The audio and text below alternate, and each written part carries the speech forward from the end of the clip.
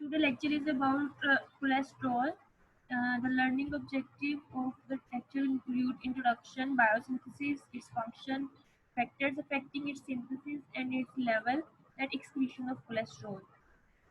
First of all, what is cholesterol? It's a white flexy solid जो कि fat के साथ अटैच होता है और ये जो है इसमें स्टीरोल प्रेजेंट होता है। स्टीरोल इन अ सेंस जो इसका स्ट्रक्चर की बात करें तो ये हाइड्रोफोबिक कंपाउंड है। ऑब्वियसली हाइड्रोफोबिक है तो ये वाटर सोलुबल नहीं होगा। 4 फ्यूज रिंग्स जो हैं ए टू डी आप इसके स्ट्रक्चर में नजर आ रही है। 4 फ्यूज रिंग है ए टू डी और ये मिलकर जो है वो स्ट्रक्चर बनाती है जिसे हम स्टीरॉयड न्यूक्लियस कहते हैं। एक हाइड्रोकार्बन टेल होती है जो कि डी रिंग से अटैच होती है। इसके अलावा जो ए रिंग है उसके साथ कार्बन नंबर 3 पे एक हाइड्रोक्सिल ग्रुप अटैच होता है और जो कार्बन नंबर जो उसकी बी रिंग है उसमें कार्बन नंबर 5 और 6 के दरमियान एक डबल बॉन्ड है और जो स्टीरॉयड है वो 8 to 10 कार्बन एटम होते हैं जो कि साइड चेन है 17 कार्बन के साथ जो कि डी रिंग है उसके साथ अटैच है 8 कार्बन हाइड्रोकार्बन की जो रिंग है। ठीक है, और इसको कंप्लीट को हम स्टीरॉयडल यूनिट कहते हैं। अगर हम बात करें कि जो डाइटरी सोर्स भी है और हमारी बॉडी में भी प्रोड्यूस होता है, एक्सोजीनस भी है एंडोजीनस भी है। अब अगर हम डाइटरी कोलेस्ट्रॉल ले रहे हैं तो वो कन्वर्ट होता है काइलोमाइक्रोन में और जो कोलेस्ट्रॉल हमारे पास एक्स्ट्रा हेपेटिक टिश्यू से आ रहा है वो लेके आ रहा है एचडीएल। जो काइलोमाइक्रोन और एचडीएल लेके आ रहे हैं कोलेस्ट्रॉल को उसको लेके जाते हैं वो लीवर में जहाँ पे लीवर जो है वो कोलेस्ट्रॉल की सिंथेसिस करता है फर्दर और अकोमुलेट करता है। ठीक है, जब वो उसको फर्दर जो है लीवर फिर जब सिंथेसिस हो जाती है तो उसके बाद फिर उसको कन्वर्ट करता है बाइल सॉल्ट्स में। बाइल एसिड या बाइल सॉल्ट में जाके वो फैट की इमल्सिफिकेशन में यूज होता है या वो वीएलडीएल की फॉर्म में सिक्रीट हो जाता है और या फिर वो इटसेल्फ जो है वो कोलेस्ट्रॉल जो है वो रिलीज होना शुरू हो जाता है लीवर से। अगर हम इसकी बायोसिंथेसिस की बात करें तो जो बायोसिंथेसिस है कोलेस्ट्रॉल की, all tissues can synthesise cholesterol but the most active ones are liver, small intestine, skin, aorta, adrenal cortex, and gonads. Liver is quantitatively the most important in this respect. It forms 1 to 1.5 gram of cholesterol per day. All its 27 carbon atom originates from acetyl-CoA. Cholesterol is therefore not an essential ingredient of human diet, although it is essential for life. क्योंकि हमारी body इसको synthesis कर सकती है तो अगर हम अपनी डाइट में नहीं भी ले रहे एक्सोजीनियसली तो भी हमारी जो बॉडी है उसकी रिक्वायरमेंट जो है वो पूरी हो जाती है। 27 कार्बन स्ट्रक्चर है और इसमें 11 एसेंशियल स्टेप्स हैं जो कि इसकी सिंथेसिस के लिए रिस्पॉन्सिबल है। It is synthesis needs ATP, NADPH, magnesium, and manganese ion. The reaction involved in cholesterol synthesis are very complicated. So जो important steps हैं वो उन्होंने जो है आपकी बुक में दिए हैं और वही आपको करने हैं। सबसे पहला स्टेप है एसिटाइल कोए जो है वो की स्ट्रक्चर है कोलेस्ट्रॉल सिंथेसिस के लिए। मतलब कि जो बायोसिंथेसिस है कोलेस्ट्रॉल की वो ओरिजिनेट होती है एसिटाइल कोए से। एसिटाइल कोए जो है वो क्या करता है, जब दो एसिटाइल कोए के मॉलिक्यूल आपस में कंडेंस करते हैं तो वो फॉर्मेशन करते हैं एसिटो एसिटाइल कोए की। ठीक है, और जो एंजाइम इसमें यूज होता है उसे हम कहते हैं थायोलेज एंजाइम। एसिटो एसिटाइल कोए जो है, अब 2 एसिटाइल आपस में कंबाइन हुए हैं, एक एसिटाइल कोए बन गया है एसिटो एसिटाइल कोए, तो एक कोए जो है वो एसिड जो है वो साथ प्रोड्यूस होगा। In the next step formation of beta hydroxy beta methyl glutaryl CoA HMG कोए। एचएमजी कोए कैसे बनता है, एसिटो एसिटाइल कोए जो है वो फर्दर एक और एसिटाइल कोए के साथ कंबाइन करता है और 3 हाइड्रोक्सी 3 मिथाइल ग्लूट्रिल कोए सिंथेसिस करती है। ये सिंथेसिस आपने कीटोन बॉडीज में भी पढ़ी है। ठीक है, और जो द एचएमजी कोए सिंथेज है इज एन आइसोजाइम ऑफ एचएमजी कोए सिंथेज। ठीक है, ये जो है ये आइसोजाइम है कीटोन बॉडीज की फॉर्मेशन में जो यूज हो रहा था उसका। However, the former occur in cytosol while the latter is present in mitochondria. जो कीटोन बॉडीज वाला HMG को है वो साइटोसोल में प्रेजेंट होता है और जो कोलेस्ट्रॉल के सिंथेसिस वाला HMG CoA है वो माइटोकॉन्ड्रियल मैट्रिक्स में प्रेजेंट होता है। जब HMG CoA बन जाता है तो HMG CoA फर्दर कन्वर्ट होता है मेवेलोनिक एसिड में। This is very important reaction as it is the rate control step and therefore control the synthesis of cholesterol. इसको हम rate controlling, rate limiting या bottleneck reaction भी कहते हैं।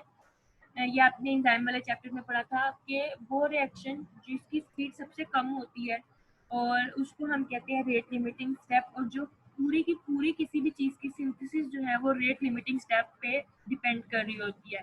तो कोलेस्ट्रॉल की सिंथेसिस के लिए जो रेट कंट्रोलिंग स्टेप है वो है HMG CoA का मेलोविनिक एसिड में कन्वर्ट होना। ठीक है, it catalyzed by HMG CoA reductase, which is an integral membrane protein of the smooth and endoplasmic reticulum. जो HMG CoA reductase है वो रेट कंट्रोलिंग एंजाइम है और HMG CoA का मेवेलोनिक एसिड में कन्वर्ट होना रेट लिमिटिंग स्टेप है। ठीक है, तो इसके लिए फिर ये एंजाइम भी बहुत इंपॉर्टेंट है HMG CoA reductase।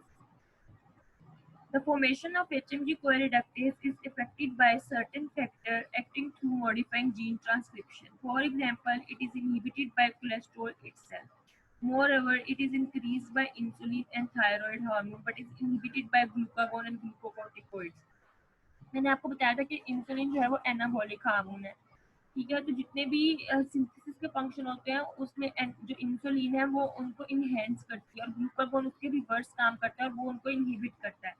तो कोलेस्ट्रॉल की सिंथेसिस में भी इंसुलिन जो है वो इस एंजाइम को जो है एक्शन को इनहेंस करती है HMG CoA रिडक्टेज को। कोलेस्ट्रॉल क्या करते हैं वो जो है वो अगर कोलेस्ट्रॉल की अमाउंट ज़्यादा होगी तो नेगेटिव फीडबैक होगा, तो कोलेस्ट्रॉल की सिंथेसिस नहीं होगी तो वो इसी एंजाइम को जो है वो स्टॉप कराएगा।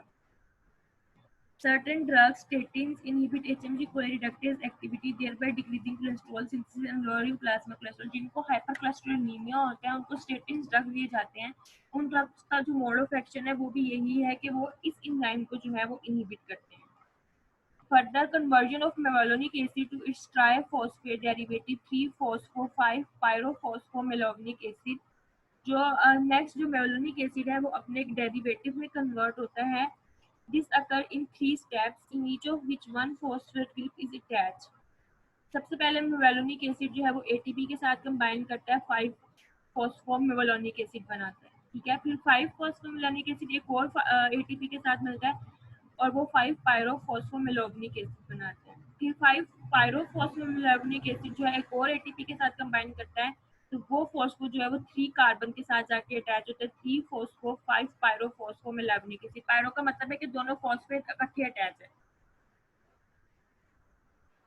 और ये जो एंजाइम है ऑब्वियसली इस रिएक्शन में ATP इन्वॉल्व है तो काइनेज एंजाइम यूज होगा।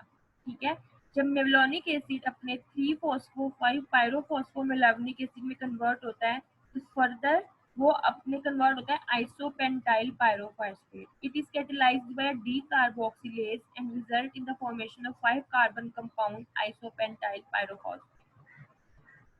जो 3-फॉस्फो-5 पायरोफॉस्फोमेलेवनिक एसिड है उसमें डीकार्बोक्सिलेशन होती है। डीकार्बोक्सिलेशन मतलब एक कार्बन डाइऑक्साइड जो है वो रिमूव हो जाती है, कार्बन जो है वो रिमूव होता है in the form of carbon dioxide और ये कन्वर्ट होता है आइसोपेंटाइल पायरोफॉस्फेट में। और जो एंजाइम यूज होता है उसे हम कहते हैं डीकार्बोक्सिलेज एंजाइम। फिर आइसोपेंटाइल पायरोफॉस्फेट की आइसोमराइजेशन होती है और वो कन्वर्ट होता है 3,3 dimethyl allyl pyrophosphate. It is catalysed by isomerase enzyme और सिंपली जो आइसोपेंटाइल है वो अपने आइसोमर में कन्वर्ट हो जाता है। नेक्स्ट जो 3,3 डाइमिथाइल एलाइल पायरोफॉस्फेट है वो है conversion of one molecule of each of isopentenyl phosphate with 3,3 dimethyl allyl pyrophosphate to form 10 carbon compound geranyl pyrophosphate. इसमें जो दोनों आइसोमर थे आइसोपेंटाइल और 3,3 डाइमिथाइल ये आपस में कंबाइन करते हैं और ये एक 10 कार्बन कंपाउंड बनाते हैं जिसे हम कहते हैं गेरानाइल पायरोफॉस्फेट। और इसके लिए जो एंजाइम यूज होता है उसे हम कहते हैं ट्रांसफरेज। गेरानाइल पायरोफॉस्फेट की सिंथेसिस के बाद जो है वो कन्वर्ट होता है फेरनिसिल पायरोफॉस्फेट जो कि एक 15 कार्बन स्ट्रक्चर है। This occur by condensation of one molecule of 10 carbon geranyl pyrophosphate and 5 carbon isopentenyl phosphate. ठीक है। अब जो पीछे आइसोपेंटाइल बना था और जो अब गेरानाइल बना है वो दोनों आपस में कंडेंस करते हैं और एक 15 कार्बन स्ट्रक्चर बनते हैं जिसे हम कहते हैं फेर्निसाइल पायरोफॉस्फेट। कंडेंसेशन रिएक्शन है ये, और जो एंजाइम यूज होता है वो उसमें भी जो ट्रांसफरेजेस एंजाइम हम पीछे यूज कर रहे थे आइसोपेंटाइल को और डाइमिथाइल को मिलाने के लिए, इस स्टेप में भी वही ट्रांसफरेजेस एंजाइम यूज होता है। Next, formation of 30 carbon hydrophobic aliphatic compound seculine. These occur by condensation of two molecules of 15 carbon ferronecyl pyrophosphate. जो पीछे ferronecyl phosphate बना है वो दो मॉलिक्यूल आपस में कंडेंस करते हैं और सेक्यूलिन बनाते हैं 15 15 प्लस 30, तो 30 कार्बन स्ट्रक्चर बनते हैं जिसे हम कहते हैं सेक्यूलिन। Formation of first 30 carbon cyclic precursor of cholesterol लेनोस्टिरोल from सेक्यूलिन। फिर सेक्यूलिन से एक कोलेस्ट्रॉल प्रिकर्सर बनता है जिसे हम कहते हैं लेनोस्टिरोल। It occur in two steps. In the first reaction, catalyzed by seculin monooxygenase, seculin is converted to seculin 2,3 epoxide या oxidoseculin, ठीक है। और this reaction require NADPH and molecular oxygen, मतलब ऑक्सीडेशन होगी। In the next stage, catalyzed by cyclase, वो लेनोस्टिरोल को जो सेक्यूलिन 2,3 epoxide है उसकी साइक्लाइजेशन हो जाती है by the help of साइक्लेज enzyme और वो एक साइक्लिक स्ट्रक्चर बनाता है जिसे हम कहते हैं lanosterol. In plant squalene 2,3 epoxide give rise to ergosterol and stigmasterol. Conversion of legnosterol to 27 carbon sterol precursor of cholesterol. This reaction occurs in several steps in which 3 methyl group are removed in the form of carbon dioxide. जो 30 carbon structure था फिर उसमें से 3 methyl की form में 3 carbon remove होते हैं और 27 कार्बन स्ट्रक्चर बनता है जिसे हम कहते हैं cholesterol. NADPH, NAD and molecular oxygen are needed. The first compound to be formed is zymosterol. Later, the double bond of zymosterol, which is at carbon 8, is shifted to carbon 5, forming desmosterol, which is 24 dihydroxycholesterol. In the last stage, desmosterol is converted to cholesterol by reduction at the double bond at carbon 24. This reaction is catalyzed by reductase and uses NADPH. It is inhibited by trypranol. Cholesterol synthesis takes place in the cytoplasm. Cholesterol mostly occur as an ester. Esterifying enzymes are present in the plasma and tissue cell, which catalyze its esterification with long-chain fatty acid with the hydroxyl present at it, जो कि carbon number 3 पे hydroxyl group attach था उसके साथ fatty acid जो है वो आके अटैच होते हैं और इसकी एस्टेरिफिकेशन करते हैं कोलेस्ट्रॉल की और ये ईस्टर फॉर्म में प्रेजेंट होता है। The synthesis of cellular cholesterol ester require ATP in order to form fatty acyl CoA before the fatty acid part can undergo esterification. That cholesterol which occurs in association with plasma lipoprotein can be esterified by lecithin cholesterol acyl transferase present in the plasma HCl. The clinical structure of intermediate compound in the synthesis of cholesterol ये आपकी book की page number 324 पे available हैं। अगर आपको structures के साथ समझ आ रही है आप वैसे कर लें, अगर आपको ऐसे समझ आ रही है स्टेप बाय स्टेप तो आप इस तरह कर सकते हैं। Next, functions of cholesterol. Cholesterol give rise to bile acid in the liver, it form cholic acid and chenodeoxycholic acid which are then conjugated with taurine and glycine. Basically जो cholesterol का function है वो bile acid की synthesis है और फिर वो bile acid या बाइल साल्ट जो है वो फैट की इमल्सिफिकेशन में हेल्प होते हैं जो कि डाइजेशन और एब्जॉर्प्शन में हेल्पफुल है। The liver produces daily about 0.8 gram of bile acids. Next, it's the precursor of steroid hormones. Vitamin D का भी precursor है. The adrenal cortex and the corpus luteum are very rich in cholesterol. It is an important component of cell membrane also. In the central nervous system, it exerts an insulating effect due to its high dielectric constant. ये insulating effect देता है. Being an alcohol, cholesterol forms ester with fatty acid, mainly unsaturated fatty acid, for which it acts as a special transport. Next is as a constituent of plasma lipoprotein, the richest being HDL, LDL sorry. LDL जो है वो एक lipoprotein है जो कि cholesterol को carry करके लेके जाती है और HDL भी, लेकिन LDL में जो कोलेस्ट्रॉल की अमाउंट है वो ज़्यादा होती है compare to HDL। Next, factor affecting cholesterol synthesis. सबसे पहले फीडिंग कोलेस्ट्रॉल। फीडिंग कोलेस्ट्रॉल का ये रोल है कि जितना ज़्यादा हम कोलेस्ट्रॉल अपनी डाइट में लेंगे एक्सोजीनियसली, तो जो हमारी बॉडी में सिंथेसिस हो रही है कोलेस्ट्रॉल की वो डिक्रीज कर जाएगी। ठीक है, इस तरह क्योंकि जितना ज़्यादा हम कोलेस्ट्रॉल ज़्यादा लेंगे, जो HMG-CoA रिडक्टेज हमने पीछे पढ़ा था कि वो इम्पोर्टेंट है कोलेस्ट्रॉल की सिंथेसिस में, उसको इनहिबिट कर देता है। ठीक है, जिसकी वजह से जो है वो कोलेस्ट्रॉल की सिंथेसिस जो है वो डिक्रीज हो जाती है। The enzyme is a complex regulatory enzyme which is allostatically inhibited by derivative और cholesterol by mevalonic acid। इसके अलावा जो mevalonic acid है, अगर वो भी ज़्यादा हो गया बॉडी में, तो भी जो है ये एंजाइम जो है वो जो है डिक्रीज कर जाता है, इनहिबिट हो जाता है और कोलेस्ट्रॉल की सिंथेसिस जो है वो डिक्रीज हो जाती है। एलोस्टेरिकली क्या होता है कि चेंज होती है शेप और activity of protein that result for combination with another substance at a point other than chemically active site। ठीक है, इसका मतलब है कि जो एक्टिव साइट है उसके अलावा जो साइट है उसकी शेप जो है वो चेंज हो जाती है, जिसकी वजह से जो है वो फंक्शन जो है उसका स्टॉप हो जाता है। The gene for this enzyme along with 20 other gene encoding enzymes that mediate the uptake and synthesis of cholesterol is controlled by a protein called sterol regulatory element binding protein SREBP। जब cholesterol level high होता है तो जो SREBP protein है वो inactive होती है, क्योंकि वो कम्प्लेक्स बनाती है SREBP क्लीवेज एक्टिवेटिंग प्रोटीन के साथ। ठीक है, SREBP का क्या रोल है कि जो SREBP प्रोटीन है वो इनकोड करती है उन जीन्स को जो कि रेगुलेट करते हैं HMG-CoA को। जब हमारी बॉडी में कोलेस्ट्रॉल लेवल हाई होता है तो जो SREBP है उसका कम्प्लेक्स बना होता है, वो अटैच हुई होती है स्कैप के साथ। स्कैप क्या है? SREBP cleavage activating protein.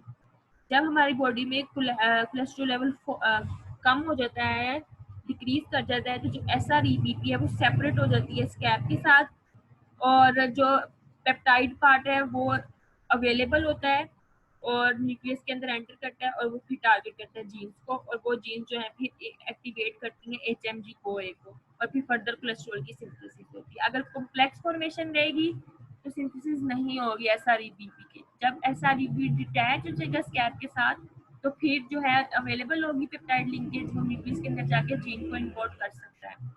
Next one, HMG-CoA reductase is also sensitive to hormones, which मैंने आपको बता दिया, insulin and thyroid hormone stimulate करते हैं, और ग्लूकोकोर्टिकॉइड्स और ग्लूकागोन जो है वो उसको डिक्रीज करते हैं। फास्टिंग का भी वही इफेक्ट है जैसे फीडिंग कोलेस्ट्रॉल का है। कोलेस्ट्रॉल की सिंथेसिस इनहिबिट हो जाती है अगर हम फास्टिंग कंडीशन में हो।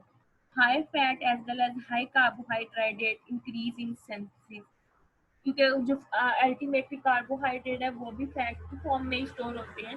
तो अगर हम कार्बोहाइड्रेट भी ज़्यादा लेंगे, फैट भी ज़्यादा लेंगे, तो कोलेस्ट्रॉल की सिंथेसिस जो है वो इंक्रीज कर जाएगी। During inhibiting HMG-CoA reductase statin drugs decreases statin. Drugs में जो हम स्टेटिन ड्रग्स लेते हैं वो भी इसकी जो एक्टिविटी है HMG-CoA रिडक्टेज की इसको डिक्रीज करते हैं, तो इसकी सिंथेसिस नहीं हो पाती, तो कोलेस्ट्रॉल की सिंथेसिस नहीं हो पाती। Next is factor affecting plasma cholesterol level. जो बेसिक प्लाज्मा कोलेस्ट्रॉल मतलब हमारी ब्लड में फैक्टर्स जो हैं अफेक्ट हो रहे हैं वो कौन से हैं? सोशो इकोनॉमिक स्टेटस और एज या जेंडर की बेस पर अगर हम बात करें तो प्लाज्मा कोलेस्ट्रॉल लेवल जो है वो वेरी करते हैं। फॉर एग्जांपल, अगर कोई रिच इंडिविजुअल है तो उसके कोलेस्ट्रॉल लेवल कंपेयर टू जो पुअर है हाई होंगे। इसके अलावा जो एजेड लोग हैं उनकी जो है वो प्लाज्मा कोलेस्ट्रॉल लेवल हाई होंगे कंपेयर टू जो अडल्ट हैं। रिसर्चेस कहती हैं on an average normal plasma level is about 200 mg/dl of these about 70% cholesterol occur in an esterified form. The plasma cholesterol level in young men average 170 mg/dl but show a progressive rise with age. However, the rise in plasma cholesterol level is minimum in the poorer section of the population, while the well-to-do people show a much greater rise, and in them is about to high as 240 to 260 mg/dl at the age of 55. ये researches कहती हैं। A high plasma cholesterol level is believed to predispose to atherosclerosis, and it is recommended to keep its plasma level at a lower level, preferably below 200 mg/dl. At present it is believe that कि सिर्फ cholesterol जो है वो important नहीं है, जो HDL to LDL to HDL ratio है वो भी बहुत इम्पोर्टेंट है। अगर जो LDL टू HDL रेशो जो है at present it is believed that rather than total plasma cholesterol, the ratio of LDL cholesterol and HDL cholesterol is more important.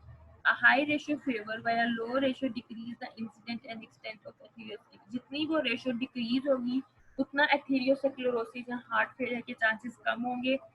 जितनी वो रेशो ज़्यादा होगी एथेरियोस्क्लेरोसिस के जो चांसेस हैं वो ज़्यादा होंगे। एथेरियोस्क्लेरोसिस कहते हैं कि जो हार्ट की आर्टरीज हैं वो नैरोइंग हो जाती हैं क्योंकि वहाँ पे कोलेस्ट्रॉल अकोमुलेट करना शुरू हो जाता है। Regular physical exercise and alcohol, especially red wine intake in moderate amount, increase plasma HDL cholesterol, thus tending to prevent atherosclerosis. The lipid fraction of atherosclerosis lesion is mainly represented by cholesterol.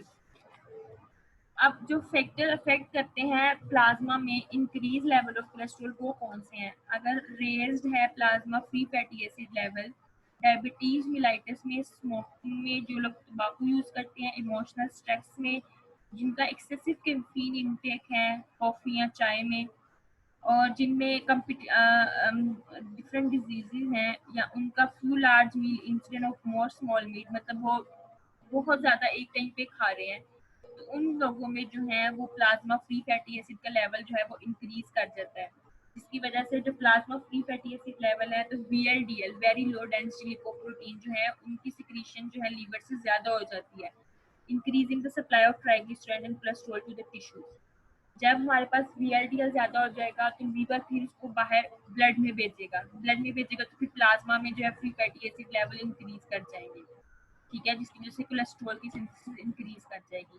Next one is hypothyroidism. Hypothyroidism होता है मतलब low level of thyroid T3 T4. Although endogenous cholesterol synthesis is decreased, but less cholesterol enters the cell due to decrease in their LDL receptors. जब किसी patient को hypothyroidism होता है, एक disease condition है, तो जो उनके LDL रिसेप्टर्स हैं वो जो हैं वो इनसेंसिटिव हो जाते हैं कि वो कोलेस्ट्रॉल को प्लाज्मा से सेल में भेजें, ठीक है। जब वो प्लाज्मा से सेल में नहीं भेज पाती तो प्लाज्मा में भी कोलेस्ट्रॉल का लेवल हाई रहता है। Eating fat rich in saturated fatty acid and cholesterol, अगर हम डाइट ले रहे हैं जो rich in saturated fatty acid है और रिच इन कोलेस्ट्रॉल है, तो जैसे पीछे हमने फ्री फैटी एसिड पढ़ा था, इसी तरह इसमें भी फिर फ्री फैटी एसिड ज़्यादा बनते हैं, VLDL ज़्यादा बनते हैं और कोलेस्ट्रॉल की सिंथेसिस ज़्यादा होती है। और जो excessive intake of cholesterol rich food है जैसे एग योक, ब्रेन, लिवर, वो प्लाज्मा कोलेस्ट्रॉल लेवल को फिर इंक्रीज कर देते हैं। Next is familial and genetic predisposition, ये एक डिजीज है, जेनेटिक डिजीज है। दिस डिजीज फैमिलियल हाइपोकोलेस्ट्रोलिनिया, जिसमें कोलेस्ट्रॉल लेवल इंक्रीज कर जाते हैं, has been found to result from an absence or deficiency of LDL receptor. जिस तरह पीछे आपने पढ़ा LDL हाइपोथायरॉयडिज्म में LDL रिसेप्टर जो है वो इनसेंसिटिव हो जाते हैं, अगर इस डिजीज में जो LDL रिसेप्टर्स हैं या तो वो प्रेजेंट नहीं होते या उनकी डेफिशिएंसी होती है। This leads to a decreased entry of LDL into the hepatocyte and other body cells, thereby causing a raised plasma LDL level. तो LDL जो लो डेंसिटी लिपोप्रोटीन है ये जो है सेल से ब्लड में नहीं जा पाते और ये ब्लड में जो है वो अकोमुलेट होना शुरू हो जाते हैं। जब ये ब्लड में अकोमुलेट होना शुरू हो जाते हैं तो LDL in addition ideal to enter liver cell to a lesser extent before its entry to LDL medial और आइडियल जो है वो भी इंटरमीडिएट है LDL का। तो जब LDL भी नहीं जा रहा होता, आइडियल भी नहीं जा रहा होता, ये दोनों अकोमुलेट होना शुरू हो जाते हैं ब्लड में, तो क्या होता है फिर कोलेस्ट्रॉल की सिंथेसिस जो है वो इंक्रीज कर जाती है और एथेरियोस्क्लेरोसिस के चांसेस इंक्रीज कर जाते हैं और इस्कीमिक हार्ट डिजीज मतलब स्ट्रोक्स के या हार्ट अटैक के चांसेस जो है वो इंक्रीज कर जाते हैं। नोड्यूल्स अपीयर होते हैं स्किन में एंड टेंडन्स में of this patient which contain cholesterol, these are called xanthomas. Xanthomas क्या होता है कि जिन पेशेंट में ये डिजीज होती है और उनकी बॉडी में डिफरेंट जगह पे जो कोलेस्ट्रॉल है वो अकोमुलेट होना शुरू हो जाता है, तो उन नोड्यूल्स को हम कहते हैं xanthomas. This disease result from mutation at a single autosomal locus and may be heterozygous and homozygous. Former being more severe, obviously homozygous condition more severe होगी और सिर्फ एक जीन के और में जो है डिफेक्ट की वजह से ये डिजीज हो रही होती है। Then plasma cholesterol in homozygote may reach as high as 700 mg per dl.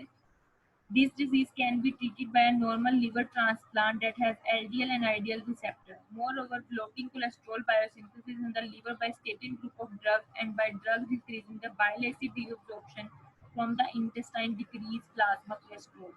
The resulting increased requirement of cholesterol by the hepatocytes stimulate the formation of LDL receptor. These may decrease plasma cholesterol to one of the originally raised level. क्या होता है, हम इसे control कैसे कर सकते हैं? या तो हम अपने लीवर को रिप्लेस करें उस लीवर के साथ जिसमें ये एलडीएल और आईडीएल रिसेप्टर अवेलेबल है। अगर ये भी नहीं मुमकिन तो फिर जो है वो स्टेटिन ड्रग्स देते हैं। वो स्टेटिन ड्रग्स क्या करते हैं? ऑब्वियसली वो कोलेस्ट्रॉल की सिंथेसिस को डिक्रीज करते हैं। कोलेस्ट्रॉल की सिंथेसिस को डिक्रीज करते हैं तो और इसके अलावा वो ड्रग्स देते हैं जो कि बाइल एसिड की रीअब्जॉर्प्शन नहीं होने देते, क्योंकि बाइल एसिड जब दोबारा आते हैं तो फिर वो दोबारा कोलेस्ट्रॉल फॉर्मेशन करते हैं, तो उनकी रीअब्जॉर्प्शन भी स्टॉप की जाती है। नेक्स्ट इज नेफ्रोसिस या नेफ्रोटिक सिंड्रोम। ये किडनीज की डिजीज है, इन्फ्लेमेशन होती है नेफ्रॉन की। The loss of plasma albumin in the urine cause hypoalbuminemia, मतलब increase decreased level of albumin in blood, which is associated with hypercholesterolemia.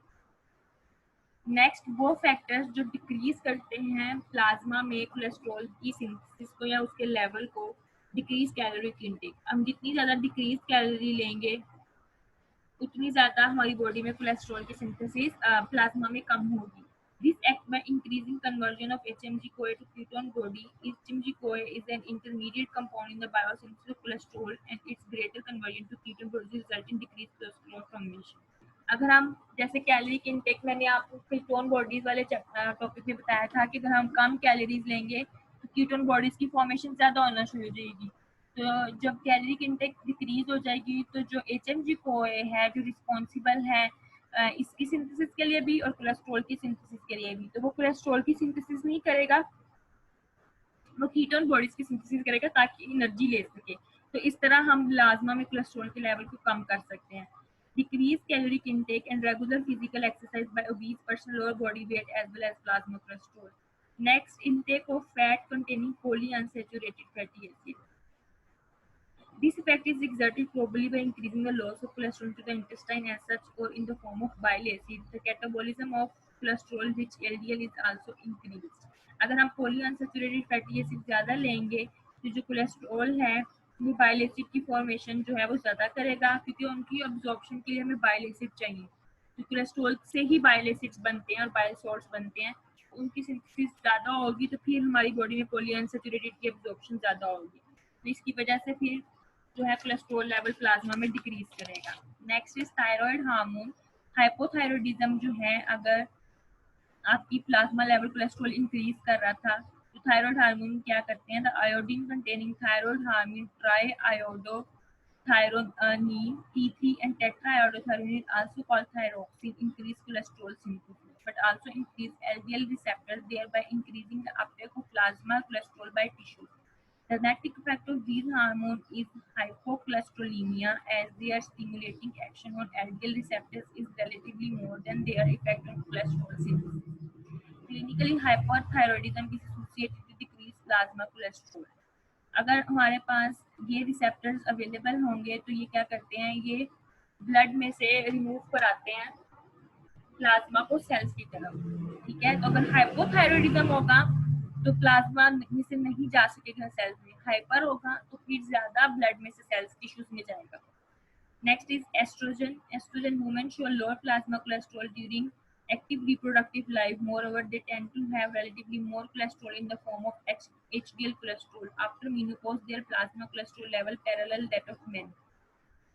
Menopause से पहले पहले जब हाई रिप्रोडक्टिव एज में होती है फीमेल, एडोलेसेंट या अडल्ट स्टेज में, तब जो है एचडीएल कोलेस्ट्रॉल लेवल जो है बॉडी में ज़्यादा होता है फीमेल का compare to males.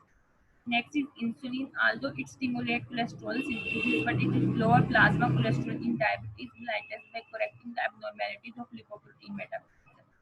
Next is drugs. इसमें हमारे पास मेवास्टेटिन है, लोवास्टेटिन है, कॉम्पेक्टिन है, निकोटिनिक एसिड है, फ्यूब्रिक एसिड डेरिवेटिव्स हैं। जो नेवर स्टेटन लोअर स्टेटन कॉम्पैक्टिन है, इनको हम स्टेटन्स भी कहते हैं। वो ही ये एलडीएल कोलेस्ट्रॉल को ब्लड डिक्रीज करते हैं, एचएमजी कोए रिडक्टेज की एक्टिविटी को डिक्रीज करते हैं, इसको इनहिबिट करते हैं। तो फिर जो है कोलेस्ट्रॉल की सिंथेसिस कम होती है। निकोटिनिक एसिड की डिक्रीज, जो पीछे हमने पढ़ा था कि फ्री प्लाज्मा फैटी एसिड जो हमारी ब्लड में आ जाते हैं, निकोटिनिक एसिड उसको कम करता है। और हिपैटिक सिंथेसिस जो कोलेस्ट्रॉल और वीएलडीएल को भी कम करता है। Next is fibric acid derivatives. These drugs have many side of action, but probably the most important action is to decrease the hepatic output of VLDL. जो मैंने आपको पीछे फर्स्ट स्लाइड में बताया है कि जो लीवर से VLDL की फॉर्म में कोलेस्ट्रॉल रिलीज हो रहा होता है, तो जो फिब्रिक एसिड डेरिवेटिव्स हैं ये उसकी रिलीज को कम करते हैं। Cloffibrate have been found to produce a significant decrease in mortality from ischemic heart disease, especially a decrease in sudden death. ये ड्रग का नाम है क्लोरोफाइब्रेट, ठीक है। तो ये इस्कीमिक हार्ट डिजीज वाले पेशेंट को दी जाती है ताकि कोलेस्ट्रॉल के लेवल को कम कर सके by limiting VLDL secretion from hepatocytes.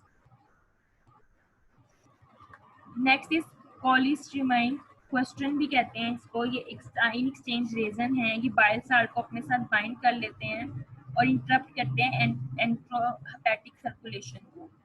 जो लीवर है उसको फिर और बाइल एसिड सिंथेसिस करनी पड़ती है ताकि वो और कोलेस्ट्रॉल को यूज कर सके, और डिक्रीज करती है plasma cholesterol level.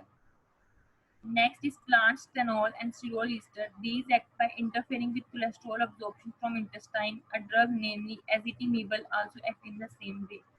Next one is surgery. Removal of last 2 cm of ileum decrease bile acid reabsorption. These lead to utilization of more cholesterol to form new bile acid. This results in about 40% fall in plasma cholesterol. Ileum में से जब हमारी fatty acid की absorption हो जाती है और bile acid उसकी इमल्सिफिकेशन कर देते हैं इंटेस्टाइन में, तो इलियम जो लास्ट पार्ट है इंटेस्टाइन का, वहां से रीअब्जॉर्प्शन हो जाती है दोबारा बाइल एसिड की ब्लड में, और फिर वो लीवर में जाके और कोलेस्ट्रॉल बनाते हैं। अगर हम उस पार्ट को रिमूव कर दें जो अब रीअब्जॉर्प्शन के लिए रिस्पॉन्सिबल है, तो फिर जो हमारे दोबारा दोबारा यूज हो रहे होते हैं वो यूज नहीं होंगे। लीवर को दोबारा से बाइल एसिड की प्रोडक्शन करनी पड़ेगी बाय यूजिंग कोलेस्ट्रॉल। तो इस तरह फिर प्लाज्मा में कोलेस्ट्रॉल का लेवल जो है वो कम हो जाता है।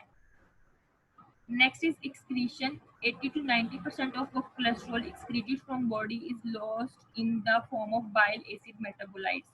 10% as fecal sterol, the unabsorbed dietary cholesterol, is in addition to this, and only 1% as metabolized chiefly steroid hormone, which is excreted in urine. कुछ पार्ट जो है वो स्किन से भी रिमूव होता है in the form of sebum. It is obvious that the fecal excretion of cholesterol derivative that represent the most effective way by which the body gets rid of cholesterol.